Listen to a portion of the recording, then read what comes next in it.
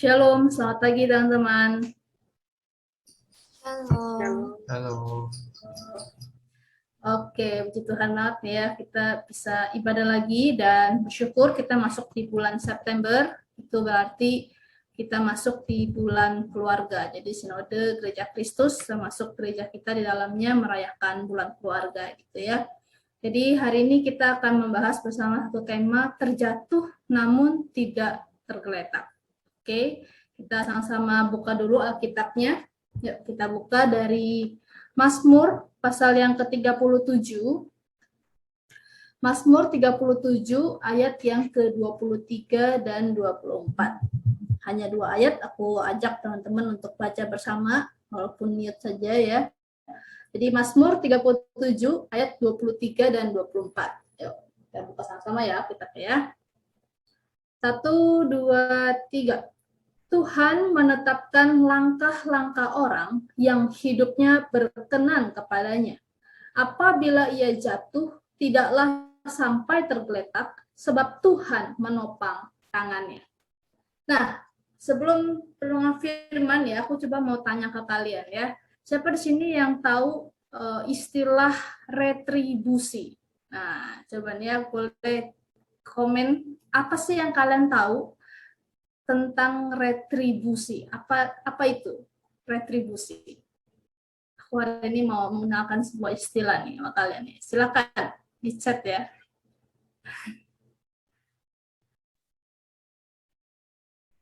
Apa itu retribusi? Jangan udah ada yang search dulu nih di Google nih. Apa? Timbal balik kayak mata ganti mata. Wow. Nice. Ada yang lain teman-teman? Wah, sama sekali nggak pernah dengar istilah retribusi. Ini mungkin yang kok PGK mungkin nih pernah nih dapat pungutan ini pungutan pemerintah. Enjoy ya. Penalti, hukuman karena kesalahan. Wow. Oke. Ada lagi? Apa sih itu retribusi? Nah, kalau aku cari gitu ya di Google gitu, kata retribusi ini kaitan eratnya sama pungutan daerah gitu ya, pungutan resmi yang dilakukan oleh pemerintah sebagai bentuk pembayaran atau atas jasa atau izin yang diberikan gitu ya, itu sebuah retribusi.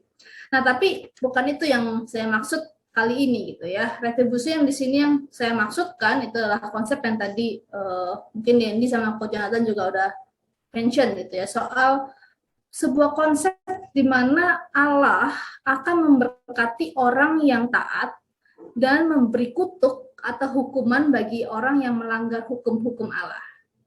Jadi dalam bahasa Inggris gitu ya, retribution itu diartikan sebagai ganjaran atau hukuman yang setimpal. Nah, konsep ini tuh sangat kental sekali dalam ajaran kepercayaan manapun. Orang yang jahat pasti akan menerima hukum Allah, sedangkan orang yang melakukan kebaikan, yang menjauhi dosa, akan menerima berkat-berkat Allah.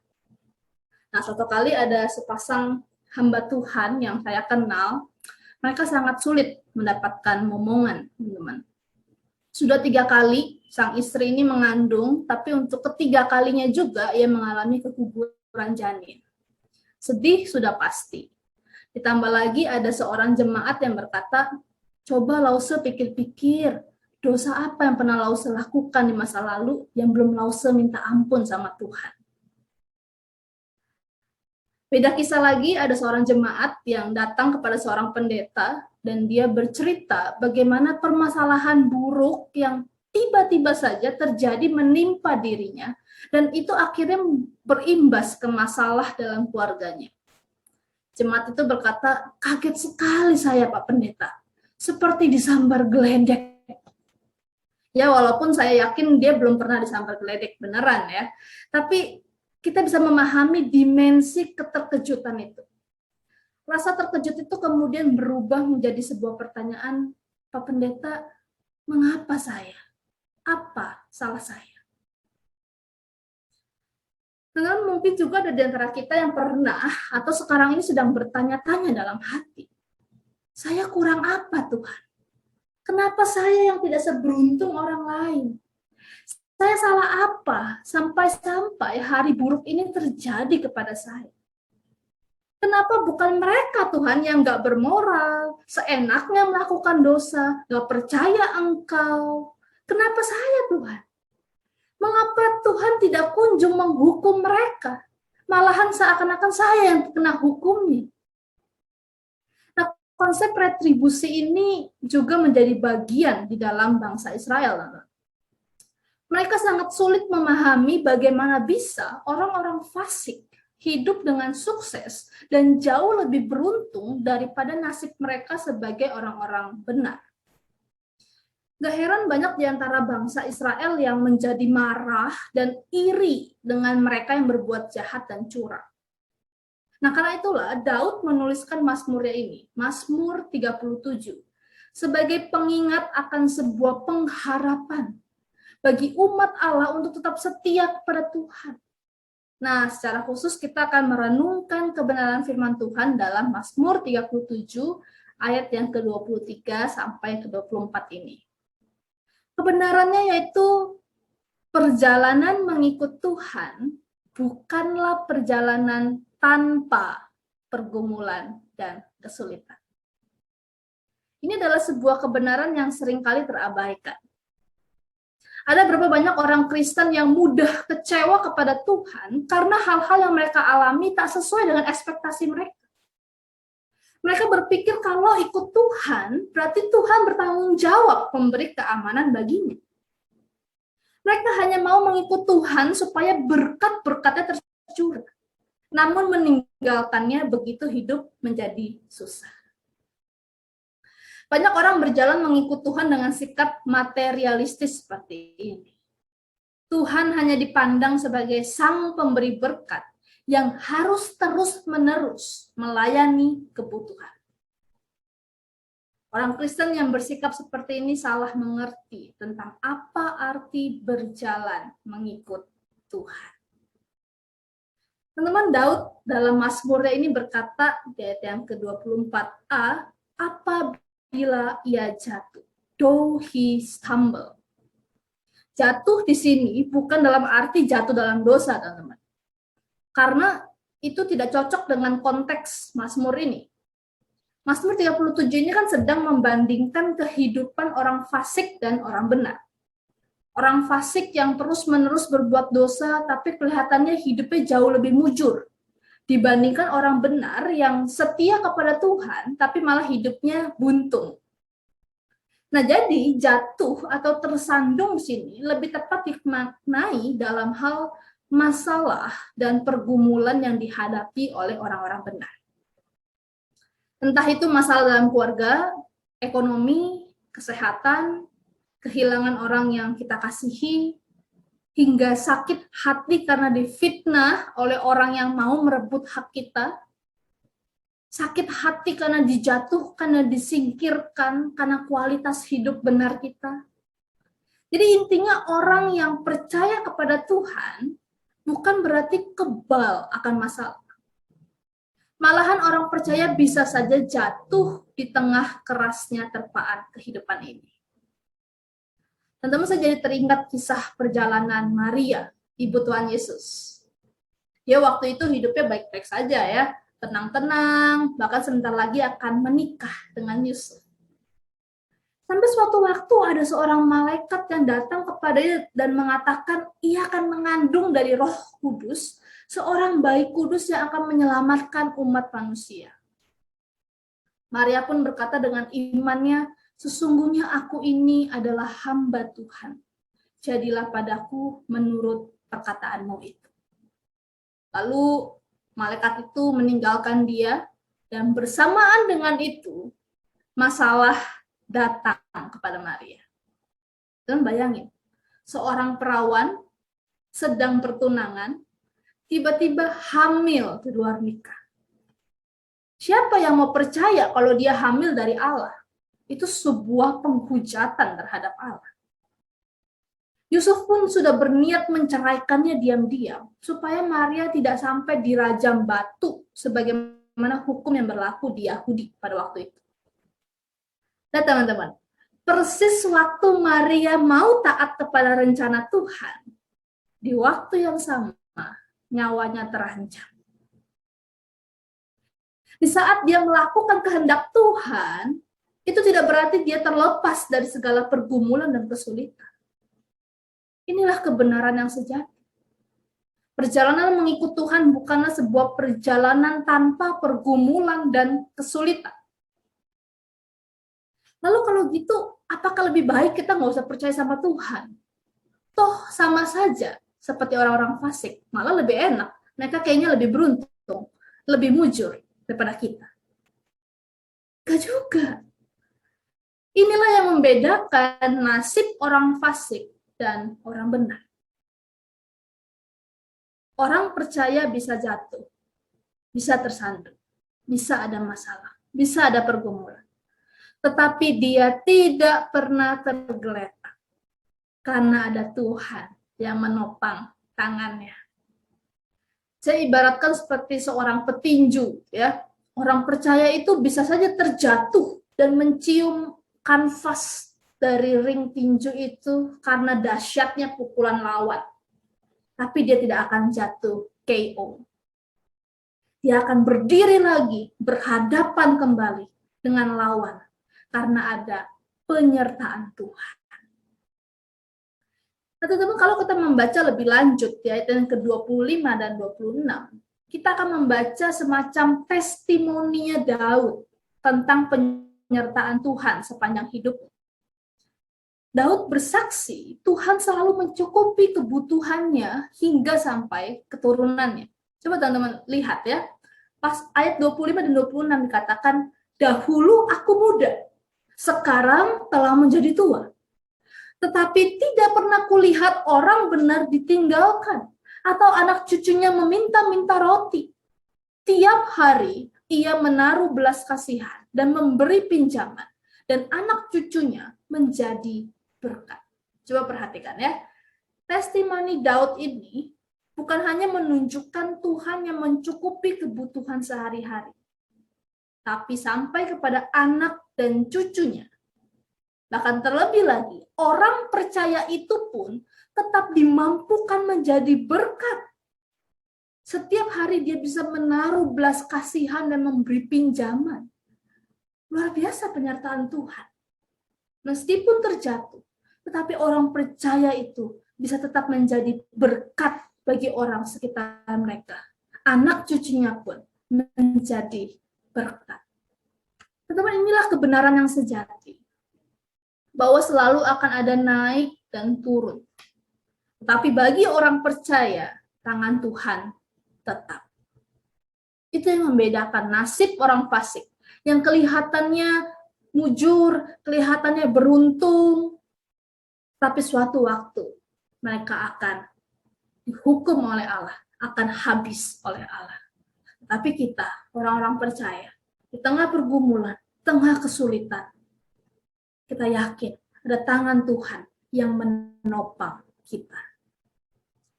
Teman, penderitaan dan masalah itu real terjadi, bukan hanya di dunia ide semata. Kita semua mengalami penderitaan.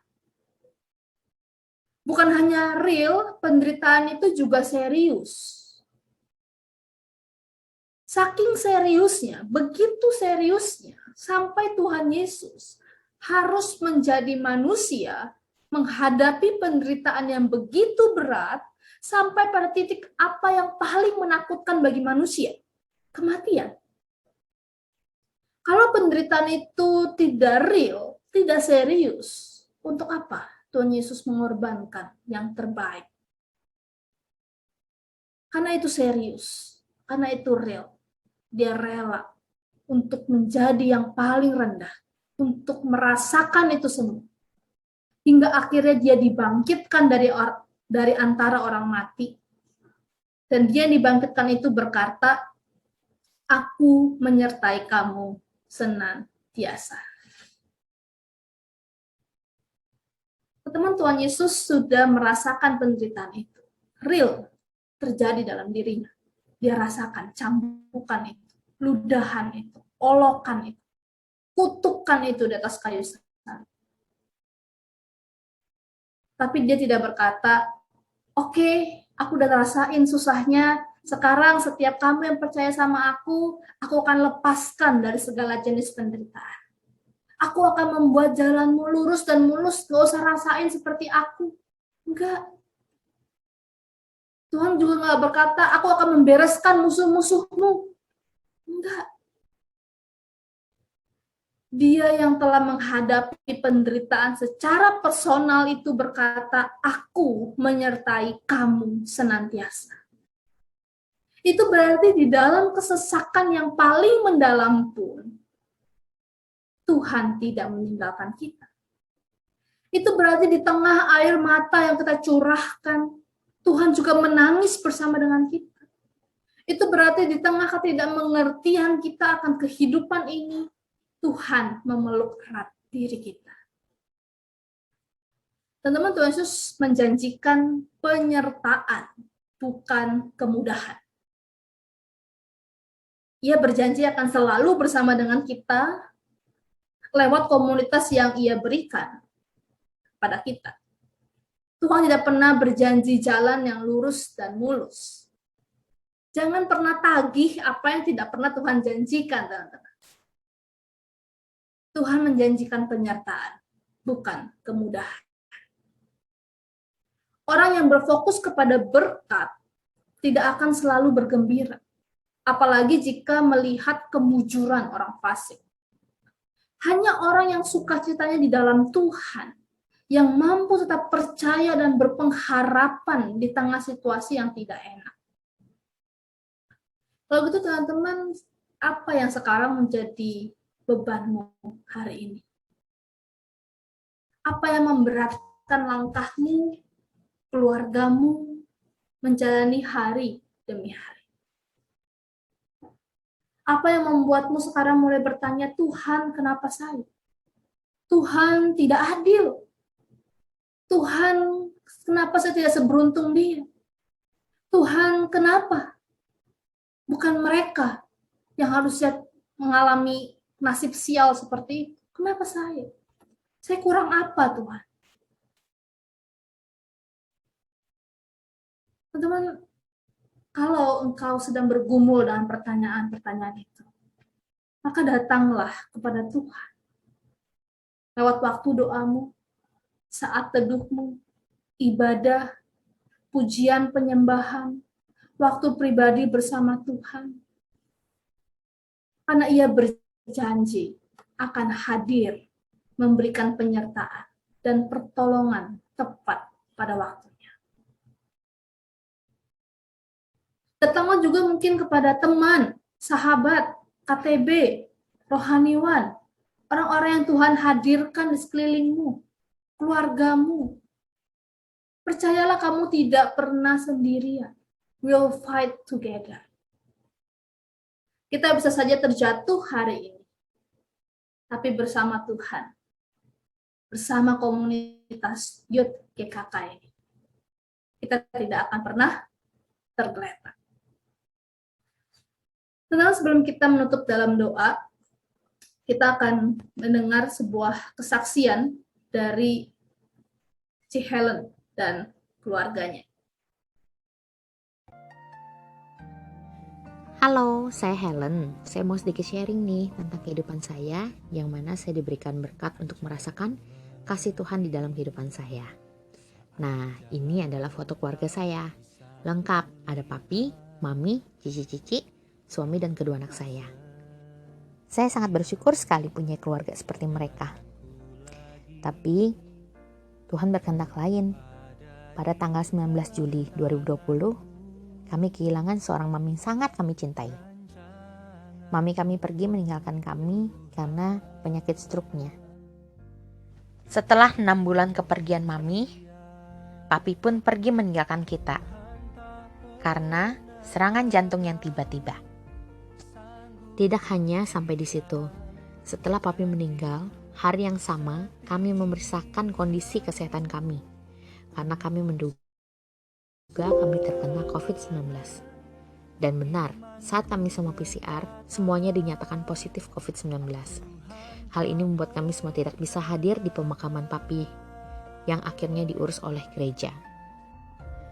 7 hari setelah kepergian papi dan kami semua terpapar COVID, suami saya Krisdianto Taapau mengalami penurunan kesehatan. Oksigennya terus menurun. Kondisinya, tubuhnya menguning dan mengalami sesak nafas. Saya langsung membawa ke rumah sakit. Hanya butuh 4 jam di rumah sakit, suami saya pergi meninggalkan saya.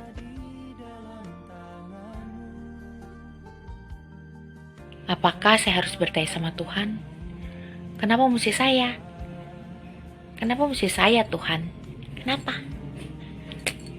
Tapi saya sangat bersyukur banyak orang-orang yang di belakang saya yang selalu mendukung saya.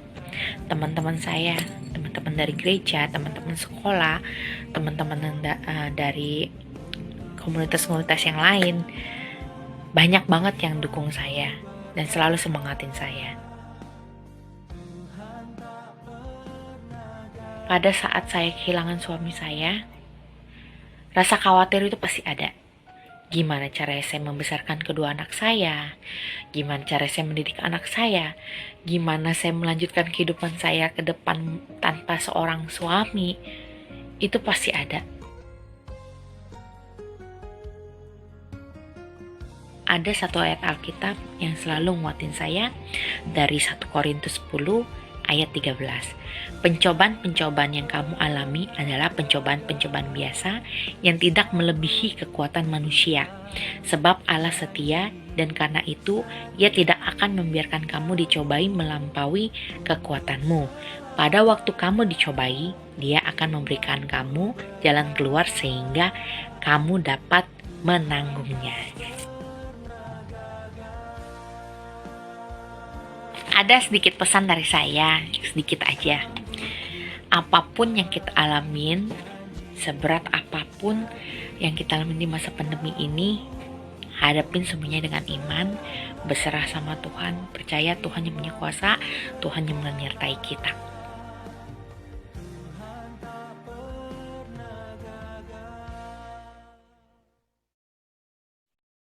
Teman-teman, mari kita mengambil waktu tenang di hadapan Tuhan.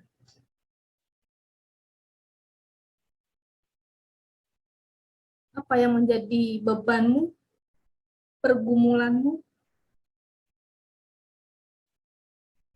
sehingga hari ini engkau sedang meragukan kebaikan Tuhan dalam hidupmu dan keluargamu. Apa yang membuatmu terus bertanya-tanya kepada Tuhan, kenapa saya? Kenapa saya? Membuatmu sulit tidur, membuatmu sulit untuk mengucap syukur, membuatmu sulit untuk membuka Alkitab, untuk menyanyi, untuk datang persekutuan. Apa yang membuatmu begitu meninggalkan Tuhan?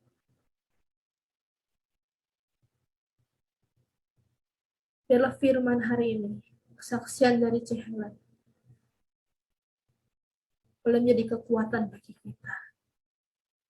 Bahwa Tuhan tidak pernah salah, Tuhan tidak pernah gagal. Di tengah ketidakmengertian kita, ada Tuhan. Ada Tuhan yang menopang setiap kita.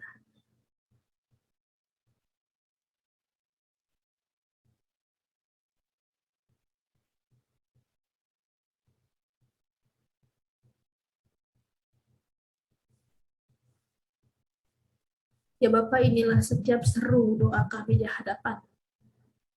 Engkau tahu Tuhan setiap sakit hati kami, pergumulan kami. Tapi kami terlebih tahu Engkau adalah Allah yang bersama dengan kami. Biarlah firman-Mu yang hidup itu boleh sekali lagi membalut luka hati kami, menghibur hati kami yang lara. Terima kasih Tuhan untuk firman-Mu. Terima kasih.